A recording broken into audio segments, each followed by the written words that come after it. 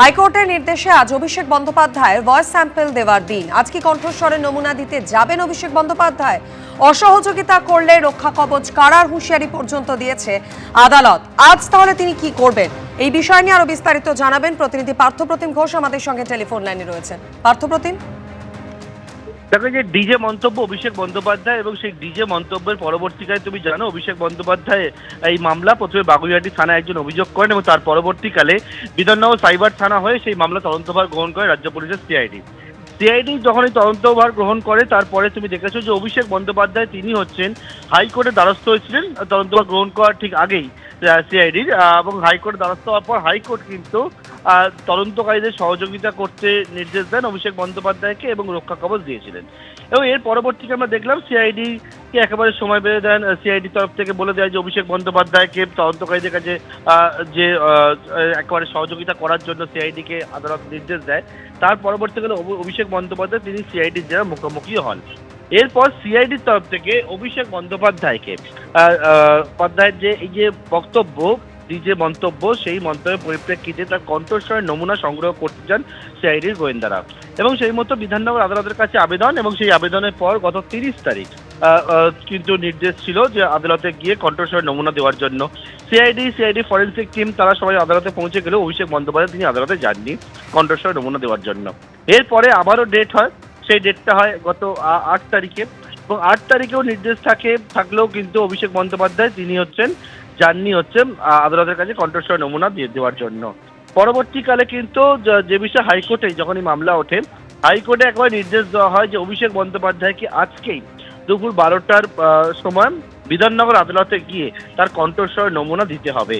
এবং এর পাশাপাশি এটাও হাইকোর্ট বলে পর্যবেক্ষণে যে যদি না দেন বা অসহযোগিতা করেন তাহলে কিন্তু তার যে রক্ষা কবচ সেটাও কেড়ে নেওয়ার একটা হুঁশিয়ারি পর্যন্ত দেওয়া হয়। অভিষেক বন্দ্যোপাধ্যায় দুপুর 12টার সময় বিধাননগর আদালতে যাওয়ার কথা, এবং সেক্ষেত্রে একেবারে নিরাপত্তা সংক্রান্ত বিষয় তার আইনজীবীরা বলেন যাতে ডিম না ছোড়া হয় অভিষেক বন্দ্যোপাধ্যায়কে, সেই বিষয়টাও কিন্তু আদালতের সামনে তার আইনজীবীরা জানিয়েছিলেন। এবং আজকে দুপুর 12টার সময় অভিষেক বন্দ্যোপাধ্যায় কণ্ঠস্বর নমুনা দেওয়ার কথা। এখন দেখার বিষয় অভিষেক বন্দ্যোপাধ্যায় যান কিনা বা পরবর্তীকালে কোন পর্যায়ে যায়। এই যে মামলা কণ্ঠস্বর নমুনা সেই সংক্রান্ত বিষয় ইতিমধ্যে তুমি দেখেছিলে যে আদালতে অভিষেক বন্দ্যোপাধ্যায়ের তরফ থেকে যে আবেদন জানানো হয়েছিল যে যে মন্তব্যের কথা বলা হচ্ছে সেই মন্তব্য তারই, তাহলে কণ্ঠস্বরের কি প্রয়োজন রয়েছে। এর পরিপ্রেক্ষিতে আদালত একবারে জানায় যে যদি কেউ কোনো রকমভাবে কোনো খুন করে যদি অভিযুক্ত বলে যে আমি খুন করি তাহলে কি পুলিশ তদন্ত করবে না, এই মন্তব্যও কিন্তু আদালতকে করতে দেখা যায়। অর্থাৎ কণ্ঠস্বর নমুনা দিতেই হবে অভিষেক বন্দ্যোপাধ্যায়কে, সেই নির্দেশ কিন্তু দিয়েছে আদালত। এবং আজকে দুপুর 12টার সময় বিধাননগর আদালতে অভিষেক বন্দ্যোপাধ্যায়ের কণ্ঠস্বর নেওয়ার জন্য একেবারে সময়সীমা সেটা ঠিক হয়েছে। সিআইডি সূত্রে খবর, সিআইডির যারা তদন্তকারী অফিসার থেকে শুরু করে ফরেন্সিক টিম তারা কিছুক্ষণের মধ্যে আদালতে পৌঁছে যাবেন। অভিষেক বন্দ্যোপাধ্যায় আদালতে যান কিনা সেটা এখন দেখার বিষয়। অবশ্যই সেদিকে আমাদের নজর থাকবে। পার্থপ্রতিম, তুমি আমাদের সঙ্গে থাকো। যে মন্তব্যের কারণে এই ভোট প্রচারে বারবার ডিজে বাজানো নিয়ে হুঁশিয়ারি দিতে শোনা যায় অভিষেক বন্দ্যোপাধ্যায়কে, কি বলেছিলেন তিনি শোনাবো। 4 তারিখ মমতা বন্দ্যোপাধ্যায় যতই উদার হোক, আরামবাগের স্টিয়ারিং আমার হাতে থাকবে। ডিজে তো বাজবেই, এমন জোরে বাজবে কান ঝালাফালা করে দেবো। 4 তারিখ জবাব হবে। মমতা ব্যানার্জির উদারতা, অনেক উদারতা হয়েছে। 4 তারিখ ফল ঘোষণা হবে, রবীন্দ্রসঙ্গীতের সাথে ডিজেও বাজবে, এবার বলে দিয়ে গেলাম। যারা মানুষের প্রতি অবিচার করেছে, মানুষকে অপমানিত করেছে, তাদের জন্য এবার রবীন্দ্রসঙ্গীত না, এবার 4 তারিখ ডিজে বাজবে। তৈরি থাকো। 4 তারিখ সন্ধে অবধি অপেক্ষা করতে হবে না, 1টার পর থেকে ডিজে বাজবে রবীন্দ্রসঙ্গীতের সুরে। কে কত বড় নেতা আমি তালিকা তৈরি করে রেখেছি, ব্লক ধরে ধরে, পঞ্চায়েত ধরে ধরে সুদে আসলে হিসেব হবে।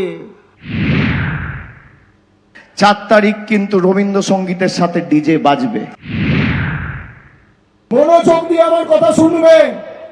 16, 17, 18, 19 যদি কোনো বিজেপির নেতা ইআরও অফিসে ফর্ম জমা দিতে আসে 10টার বেশি, তাহলে রবীন্দ্রসঙ্গীতের সাথে একটু ডিজেও বাজিয়ে দিয়ে ডিজেও শুনিয়ে দেবে। এই ডিজে মন্তব্য মামলায় এর আগেও দুবার বলা হলেও অভিষেক বন্দ্যোপাধ্যায় তিনি কণ্ঠস্বরের নমুনা দেননি। আজ কি তিনি হাজিরা দেবেন বিধাননগর আদালতে? বিধাননগর আদালতেই বা এই মুহূর্তে প্রস্তুতির ছবিটা কিরকম, নিরাপত্তার কি ব্যবস্থা, আরো বিস্তারিত জানাবেন প্রতিনিধি ময়ূক ঠাকুর চক্রবর্তী, সরাসরি রয়েছেন আমাদের সঙ্গে। ময়ূক, এই মুহূর্তে বিধাননগর আদালতের সামনে ঠিক কি ছবি দেখতে পাচ্ছ, নিরাপত্তার কি ব্যবস্থা, অভিষেক বন্দ্যোপাধ্যায় কি আজ যাবেন?